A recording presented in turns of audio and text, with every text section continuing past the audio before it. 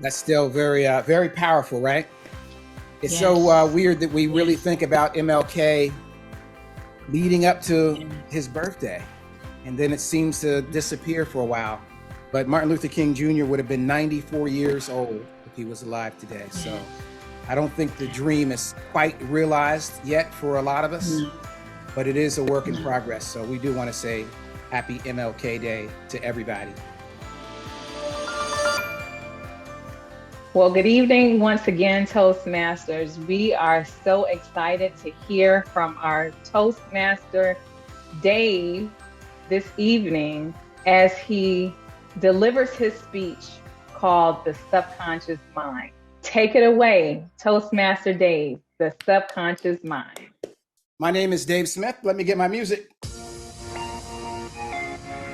And I'm going to talk about the subconscious mind tonight. Because the subconscious mind is so very powerful. You know, it's interesting. The subconscious mind is something that I never really learned anything about when I was in high school or middle school. And it's unfortunate because the subconscious mind is so powerful. The only thing that I remember about the subconscious mind or the mind in general back when I was in high school was this. The human mind.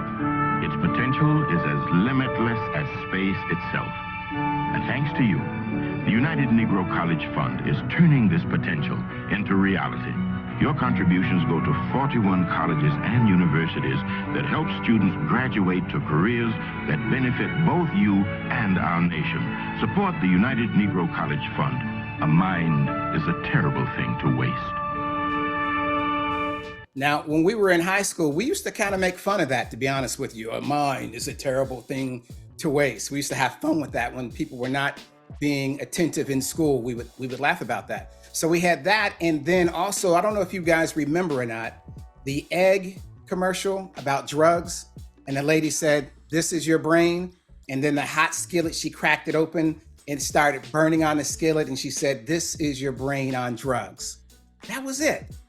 Now, you would think that somewhere along the lines, especially now, even in modern day, there would be some conversation about the subconscious mind, because the subconscious mind actually controls 95% of our daily life. I mean, that's crazy. 95% of our daily life is controlled by the subconscious mind. Just that little peak at the top there is what we think about when we're being conscious. And when I say we think, like if I go and I breathe in and I breathe out, that was a conscious decision for me to make that. But the subconscious mind actually controls our breathing patterns. On average, we breathe in and out about 20,000 times each and every day. All of that being controlled by that massive machinery called the subconscious mind. It's very important what we put in there. I look at it like a big file cabinet that stuff goes in. And so I like to start my day every day consciously by doing some sort of meditation. I have a great app called the Calm app.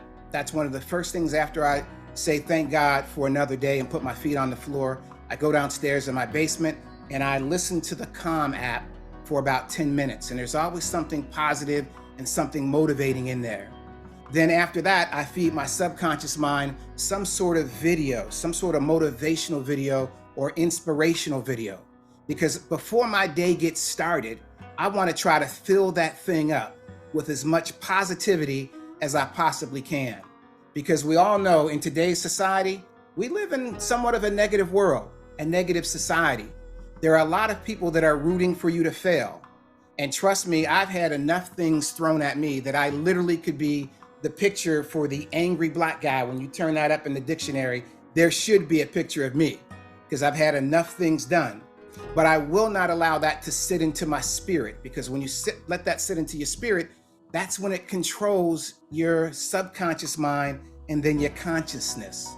So again, we want to make sure that we're feeding our minds something positive. And by the way, that clip of that TV spot actually goes back to 1982. When I was Googling that today, I was like, wow, how old is that? So that goes back quite a bit of ways. So we want to make sure that we're feeding our minds something positive every single day multiple times throughout the day so that we could face the world. Again, 95% of our life is controlled by our subconscious mind.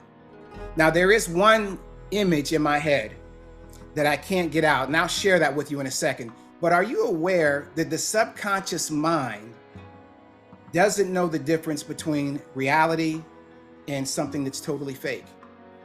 That's one of the weird things about the subconscious mind. It just doesn't know the difference. So if you want to know what I mean when I say that, and well, how does that apply? How many of you have gone to a movie that was written by somebody great? Maybe it was Tyler Perry or Steven Spielberg, and that movie made some sort of emotion happen. I mean, I'm sure just about everybody on the Zoom has cried at a movie.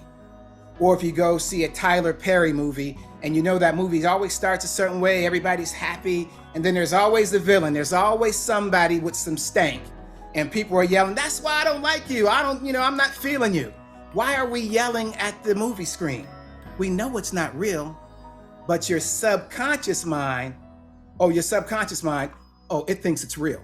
Because again, it doesn't know the difference between what's real and what's not real. And that's why it's so important. We got to be careful what we put in our subconscious mind. Now, here's something that's stuck in my mind for so many years. This vision right here.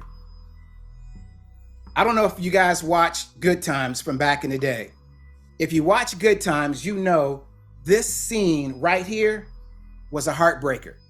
And when I pulled this off the internet today, I got to be honest, I teared up. Even though I knew I was going to be using it for a presentation tonight and that it wasn't real. But check this out. Didn't I tell you to come straight home from school? Yes, Mama. But you disobeyed me, didn't you? Yes, Mama. You make me very unhappy, Penny. And you know what happens to children that make their mamas unhappy.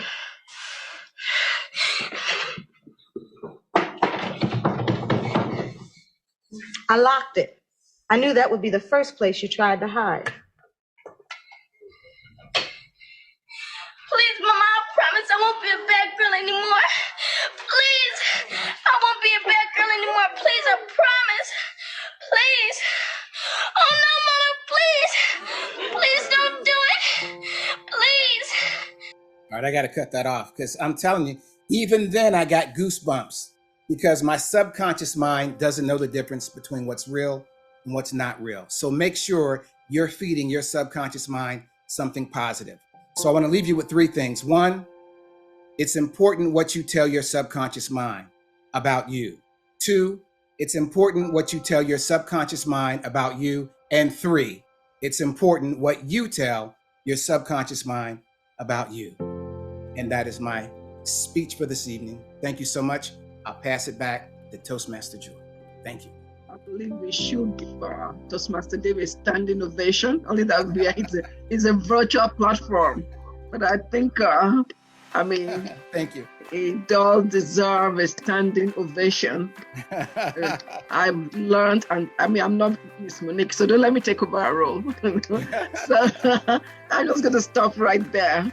But I've taken so much away from my personal use. Thank you very much. Thank you. Thank you. Definitely wanted to say hats off to Toastmaster Dave. What a wonderful speech that he did. I loved the audio visual. I believe that was a superb addition to your presentation. It also allowed us to really visualize, and as you so eloquently indicated about the subconscious mind, that visual attaches to our subconscious mind as you were speaking. And so I really appreciate your ability to, number one, with the strong introduction that you gave about just what you remember doing high school and just kind of taking us down memory lane and bringing us back to present day. I just believe that this was so, here I go doing on. It was just so eloquently done.